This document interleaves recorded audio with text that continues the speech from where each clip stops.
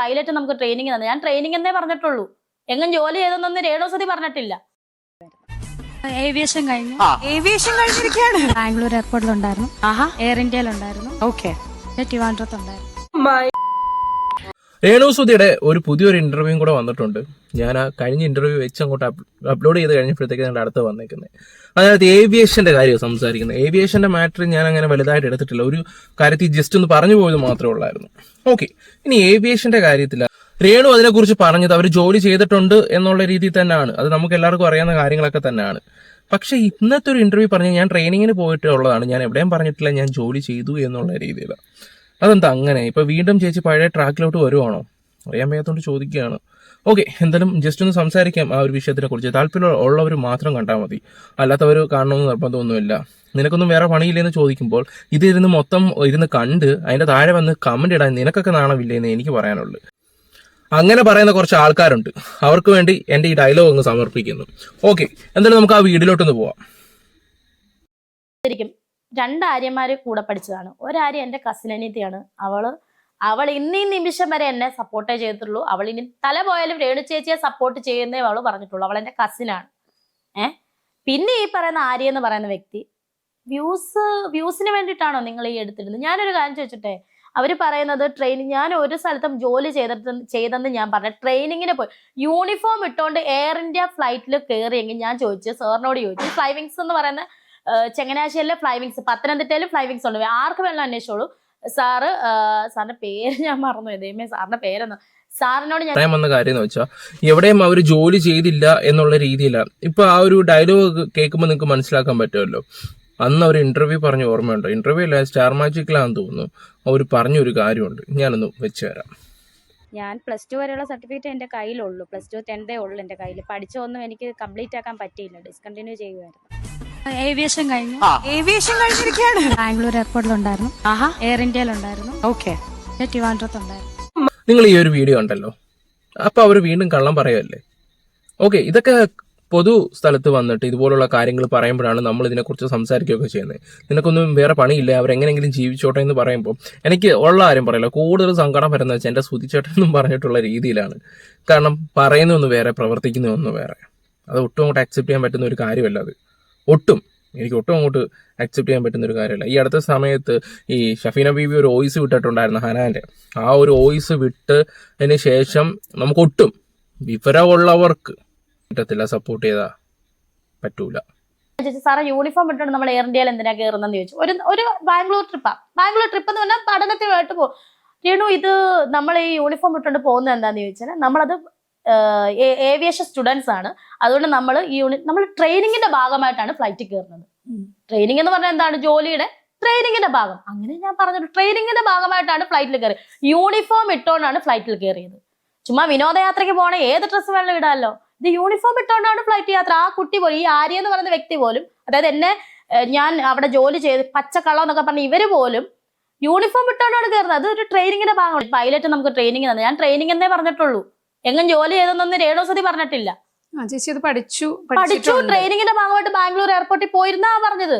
Air India ഫ്ലൈറ്റിൽ കയറിയെന്നാ പറഞ്ഞത്. ഒരു പൈലറ്റ് പറഞ്ഞ് ഞാൻ ഇപ്പോഴും ഓർക്കുന്നില്ല. അദ്ദേഹം കുഞ്ഞിലെ തൊട്ട് വീട്ടിലിരിക്കാൻ മോളിൽ കൂടെ ഫ്ലൈറ്റ് പോകുന്ന കണ്ടപ്പോൾ അദ്ദേഹം ഇങ്ങനെ ആലോചിച്ചു, എന്തെങ്കിലും ഞാൻ പൈലറ്റ് ആവും. അങ്ങനെ അദ്ദേഹത്തിന്റെ ആശ വളർന്ന് അദ്ദേഹം പൈലറ്റായി. അദ്ദേഹം ട്രെയിനിങ്ങും ഞങ്ങൾക്ക് തന്നു. കുറച്ച് കാര്യങ്ങൾ മുംബൈയിലെ സീന ഓർമ്മ വന്നത്, നമ്മുടെ ബിജുക്കുട്ടന്റെ മോഹൻലാലിന്റെ കഥ പറഞ്ഞു കൊടുക്കത്തില്ലേ, അവസാനം തളർന്നു കിടക്കുന്നു, അവസാനം മേലോട്ട് വിടുന്നു. അതൊക്കെ എനിക്ക് ഓർമ്മ വരുന്നത്. ഓക്കെ, എന്തെങ്കിലും ആട്ടെ, ചിലപ്പോൾ അവർ പറഞ്ഞു ശരിയായിരിക്കാം. നമ്മൾ അതിനെക്കുറിച്ച് സംസാരിച്ച് വെറുതെ ഒരു കുളവാക്കുന്നില്ല. എന്തായാലും ഞാൻ എവിടെയും പറഞ്ഞിട്ടില്ലെന്ന് ചേച്ചി പിന്നെയും എടുത്തു പറയുന്ന കേൾക്കുമ്പോൾ ഒരു സമാധാനം. കാരണം ഞാനൊരു വീഡിയോ മുമ്പ് നിങ്ങൾക്ക് വെച്ചിട്ടുണ്ടല്ലോ, ഞാൻ അവിടെ ചെയ്തു, ഇവിടെ ഇത് ചെയ്തു, മറ്റേടുത്ത് ചെയ്തു. അന്ന് മുതലേ ഇവർ കള്ളം പറയുമായിരുന്നു. ഇപ്പോഴോ പുറത്തിറങ്ങുമ്പോൾ പഴയ രീതി തന്നെ.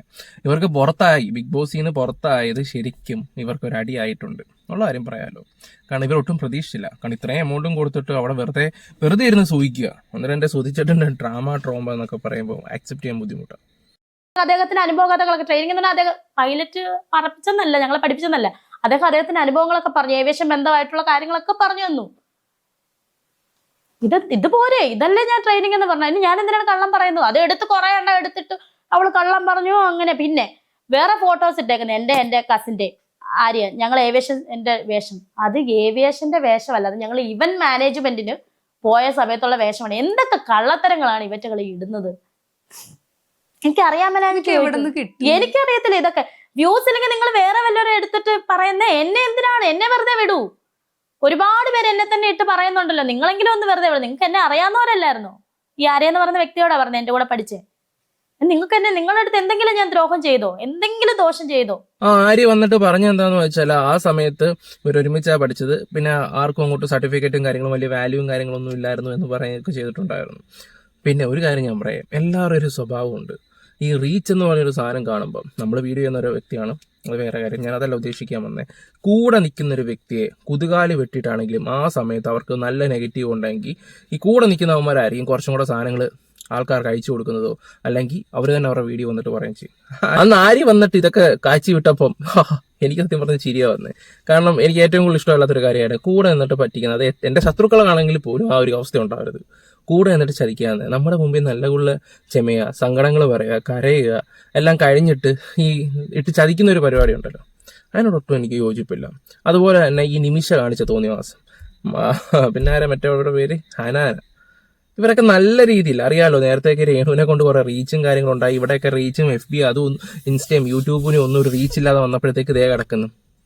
ആ ഷഫീനയുടെ വോയിസിന്റെ കാര്യം എടുത്തങ്ങിട്ട് എന്ത് ദിവ്യ, അതിനെക്കുറിച്ച് ഞാൻ കൂടുതലൊന്നും പറയുന്നില്ല. എന്തായാലും ബാക്കിയും കൂടെ വെച്ചിട്ട് ഈ വീഡിയോ അങ്ങ് നിർത്താം. ഉള്ള സമയത്ത് കൂടെ പഠിച്ചു, അതല്ലാതെ ഞാൻ എന്തെങ്കിലും ചെയ്തോ നിങ്ങൾക്കെതിരെ?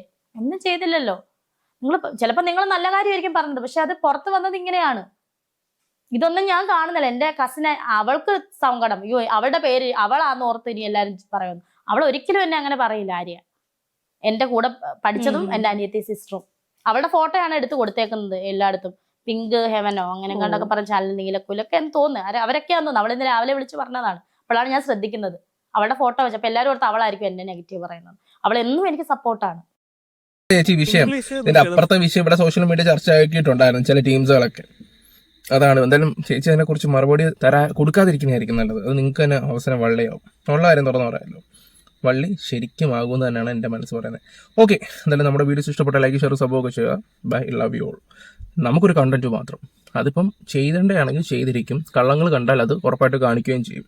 പിന്നെ നിനക്കൊക്കെ നാണോ മാനോ ഇല്ലയോ എന്ന് ചോദിക്കുന്നവരോട് അപ്പോൾ ഇവിടെ ആദ്യം നെഗറ്റീവ് പറയേണ്ടത് നിങ്ങളെയൊക്കെ തന്നെ. ഓക്കെ, നമ്മുടെ അത്യാവശ്യം നമ്മുടെ സബ്സ്ക്രൈബേഴ്സും കാര്യങ്ങളൊക്കെ നമ്മുടെ വീഡിയോസ് ഇഷ്ടപ്പെട്ടിട്ടാണ് നമ്മളെ സബ് ചെയ്യുന്നത്. അവർ നല്ല സപ്പോർട്ടും കാര്യങ്ങളും ഉണ്ട്, അത് തന്നെ ഏറ്റവും വലിയ കാര്യം. ഓക്കെ, അല്ലാത്ത കുറേ PR, എൻ്റെ പൊന്നോ ബിഗ് ബോസ് തുടങ്ങിയിട്ട് കുറേ ഫേക്ക് IDs കോമഡി കേട്ടോ. ഓക്കെ, എന്തായാലും ബൈ, ലവ് യു ഓൾ. നിങ്ങൾക്ക് ഇഷ്ടപ്പെട്ട എന്തായാലും ലൈക്ക് ഷെയർ സബ്ബൊക്കെ ചെയ്യാം.